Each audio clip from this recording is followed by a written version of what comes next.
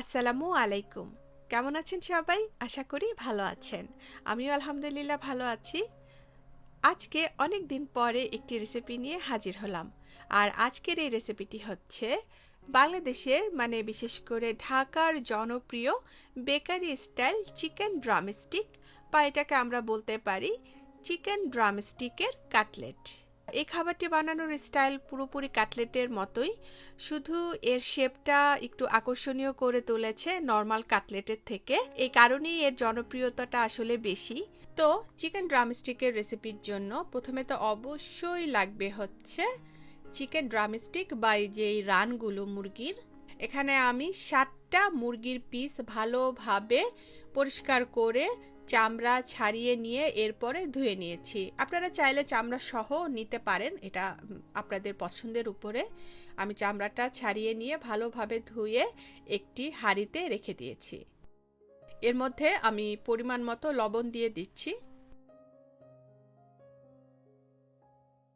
দিয়ে দিচ্ছি এখন এই মুরগিটার মধ্যে 2-3টি করে করে সবুজ এলাচ, দারুচিনি টুকরা, কালো গোলমরিচ আর হচ্ছে লবঙ্গ। 2টি ছোট তেজপাতা দিয়ে দিলাম।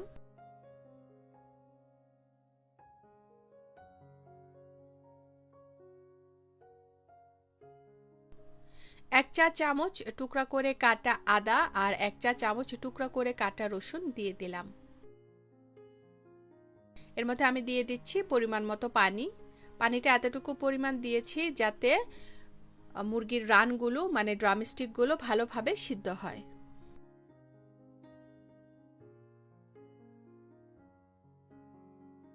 আমি এখন চুলাটাকে ধরিয়ে নিয়ে ড্রামস্টিকের পিসগুলোকে ভালোভাবে সিদ্ধ করে নিচ্ছি।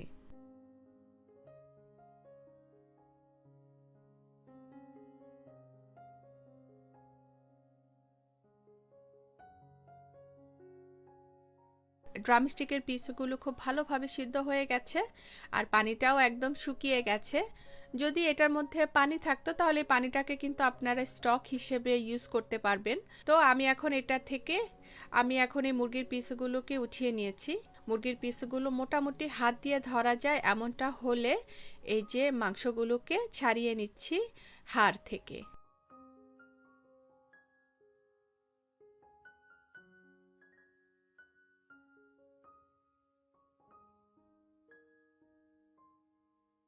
আর উপরে নিচে হাড়ের মধ্যে যে শক্ত আবরণটা থাকে সেটাকেও এই যে ফেলে দিচ্ছি। হাড়গুলোকে কিন্তু ফেলে দিব না, রেখে দিব।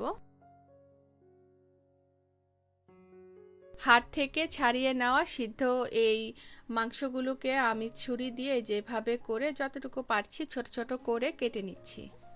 না কাটলেও হবে, কারণ এরপরে তো এটাকে আমি হাত দিয়ে মাখাবই, তবে একটু সুবিধার জন্য ছোট ছোট করে কেটে নিচ্ছি।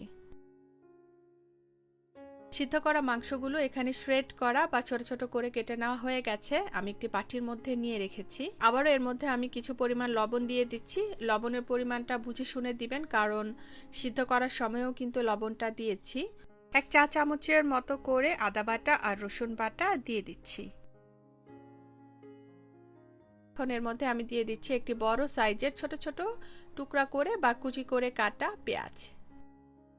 5-6 টেবিল চামচের মতো কুচি করে কাটা ধনেপাতা দিয়ে দিলাম। এর মধ্যে দিয়ে দিচ্ছি 1.5 টেবিল চামচ চিলি সস। দিয়ে দিলাম 1 টেবিল চামচ টমেটো কেচাপ। আর দিচ্ছি এখানে 2 টেবিল চামচ সয়া সস। 1 টেবিল চামচ লেবুর রস দিয়ে দিচ্ছি। এখন এই উপকরণগুলোকে আমি ভালোভাবে মাখিয়ে নিচ্ছি, কারণ আমার এখন অল্প উপকরণ আছে, মাখাতে সুবিধা হবে। যেহেতু এটাকে আমরা পরে কাটলেটের মতো বানাবো, তো আমার মাংসের পিসগুলো যাতে ভালোভাবে মাখা হয় এই কারণে আমি অল্প উপকরণ থাকতেই ভালোভাবে মাখিয়ে নিচ্ছি। দিয়ে দিচ্ছি এখন এই মাখানো মাংসটার মধ্যে 1 টেবিল চামচ গরম মশলা গুঁড়া। আমি এখানে 1 চা চামচ ক্রাশ করা শুকনো লাল মরিচের গুঁড়া দিচ্ছি, আপনারা আরো কম বা বেশি দিতে পারেন। 1 চা চামচ লাল মরিচের গুঁড়া দিয়ে দিলাম। কয়েক চিমটি ফ্রেশ আমি কালো গোলমরিচের গুঁড়া ভেঙে এখানে দিয়ে দিচ্ছি।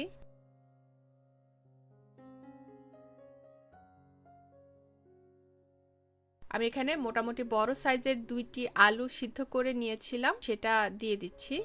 দিয়ে এখন ভালোভাবে মাখিয়ে নিব। আপনাদের কারো যদি মনে সন্দেহ থাকে যে ভাজার সময় খুলে যেতে পারে মাংসটা, তাহলে আপনারা কিন্তু একটি ডিম ভেঙে দিয়ে দিতে পারেন, তবে ডিমের দরকার নেই। আলু দিয়ে ভালোভাবে মথে নিলেই আসলে সুন্দরভাবে ভাজা হয়ে যাবে, মানে ভাজার সময় আর ভেঙে যাবে না। তারপরেও যদি সন্দেহ থাকে তাহলে আপনারা একটি ডিম ভেঙে দিয়ে দিতে পারেন। একটা সুন্দর ঘ্রাণের জন্য সবশেষে এখানে আমি দিয়ে দিচ্ছি 1 টেবিল চামচ থেকে একটু বেশি ঘি। এই ঘিটা আমার ঘরের তৈরি ঘি, আপনারা চাইলে মাখন তেল দিতে পারেন, আবার চাইলে কিছু না দিলেও হবে।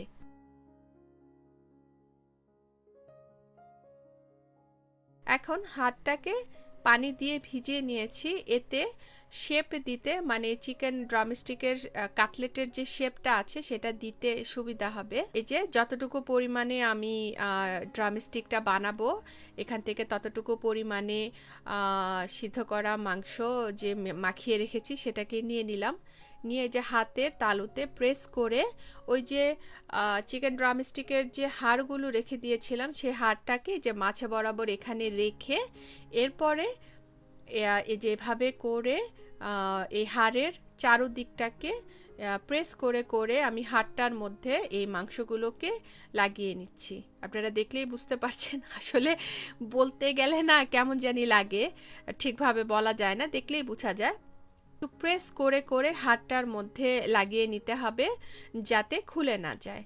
এই যে দেখুন আমি সুন্দরভাবে এই হাড়টার মধ্যে মাংসগুলোকে লাগিয়ে নিয়েছি ভালোভাবে।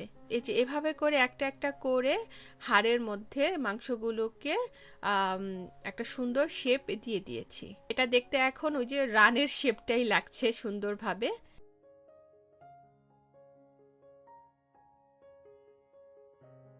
আমি যে কয়টা চিকেন ড্রামস্টিকের হাড় রেখে দিয়েছিলাম সেগুলো দিয়ে সুন্দরভাবে চিকেন ড্রামস্টিকের কাটলেটের শেপটা দেওয়া হয়ে গেছে। এখানে আরও কিছু পরিমাণ মাখানো চিকেন রয়ে গেছে, এখন এগুলো তো আর ফেলে দিব না। আপনারা চাইলে নর্মালি টিকিয়া বা কাটলেটের আকার দিয়ে দিতে পারেন, বা এই যে এরকম কাঠি দিয়ে, মানে শিক কাবাবের কাঠি দিয়ে আপনারা এর মধ্যে এভাবে করে চিকেন ড্রামস্টিকের শেপটা দিয়ে দিতে পারেন। একটু মোটা যে কাঠিগুলো আছে সেগুলো একটা বা দুইটা নিয়ে এরপরে চিকেন ড্রামস্টিকের শেপটা এভাবে করে দিয়ে দিতে পারেন। চিকেন ড্রামস্টিকের শেপে দেওয়া বা কাটলেটের শেপে দেওয়া হয়ে গেছে। এখানে আমি 2টি ডিম ফেটিয়ে রেখেছি। চিকেন ড্রামস্টিকগুলো একটি একটি করে ডিমের মধ্যে ভালোভাবে চুবিয়ে নিব।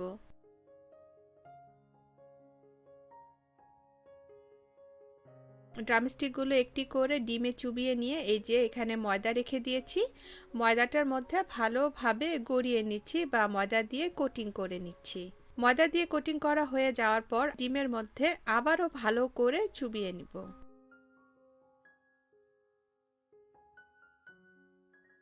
সবশেষে এখানে আমি এই চিকেন ড্রামস্টিকটাকে ব্রেড ক্রাম্বস দিয়ে কোটিং করে নিচ্ছি ভালোভাবে।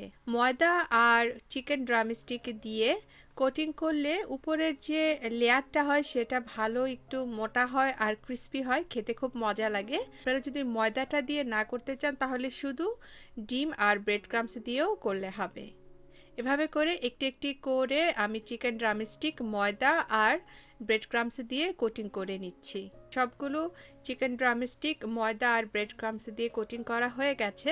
আপনারা চাইলে যে কোনো এয়ারটাইট বক্সে ভরে ডিপ ফ্রিজে রেখে এই চিকেন ড্রামস্টিকের কাটলেটগুলো প্রায় 1 মাসের মতো অনায়াসে খেতে পারবেন।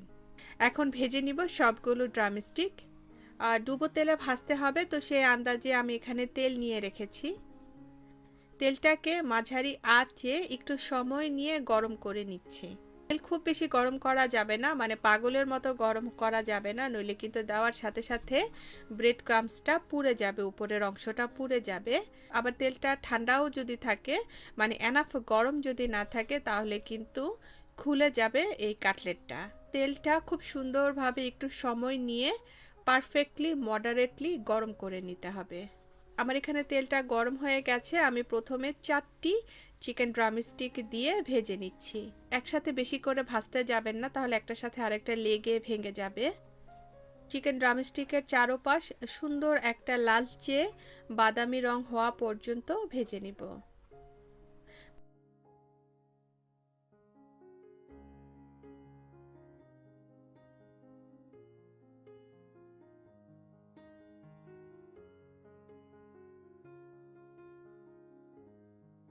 আমার এখানে চিকেন ড্রামস্টিকগুলো সুন্দরভাবে ক্রিস্পি হয়ে আর দেখুন লালচেটে বাদামি রং হয়ে ভাজা হয়ে গেছে। আমি উঠিয়ে নিচ্ছি। উঠিয়ে টিস্যু পেপারে নিয়ে নিচ্ছি যাতে অতিরিক্ত তেলগুলো শুষে নেয়। আর ওই যে কাঠি দিয়ে যে বানিয়েছি যে চিকেন ড্রামস্টিকগুলো, সেগুলোও ভেজে নিচ্ছি। আপনাদেরকে দেখাচ্ছি, দেখুন এগুলোও কিন্তু ভেঙে যায়নি। ভাজার পরে সুন্দর সেই শেপটাই রয়ে গেছে। একে একে সবগুলো চিকেন ড্রামস্টিক ভাজা হয়ে গেছে। ভীষণ মজার সুস্বাদু বেকারি স্টাইল চিকেন ড্রামস্টিকের এই কাটলেটটা আপনারা তৈরি করে দেখতে পারেন ঘরে। মজা তো হয়ই, আর জানেন একটা খেলেই না পেটটা অনেক ভরে যায়। আপনারা চাইলে এর সাথে ব্রেড বা ফ্রাইড রাইসও খেতে পারেন, খুবই মজা লাগে খেতে। এ তো আমার ক্রিস্পি আর মজার চিকেন ড্রামস্টিক কাটলেটের রেসিপিটি শেষ হয়ে গেল। ভালো থাকবেন সবাই, চলে যাচ্ছি। আল্লাহ হাফেজ।